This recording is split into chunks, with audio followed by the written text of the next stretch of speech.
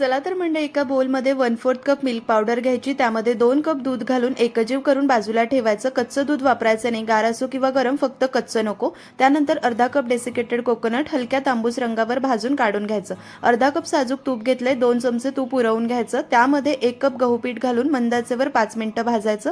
5 मिनिटांनंतर उरवलेलं तूप घालून अजून एक 5 मिनिटं भाजायचं. एकूण 10 मिनिटं पीठ असं मस्त खरपूस भाजून एका ताटात काढून घ्यायचं.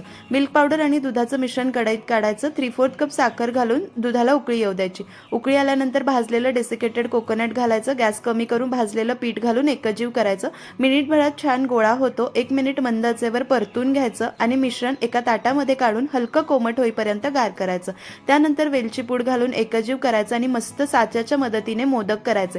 स्टफिंग करण्यासाठीचं साहित्य मी वर लिहून दिले. अतिशय चविष्ट असे हे मोदक होतात, मऊ लुसलुशीत होतात. नक्की करून पहा. आवडले तर लाईक करा, शेअर करा, चॅनलला सबस्क्राईब करा.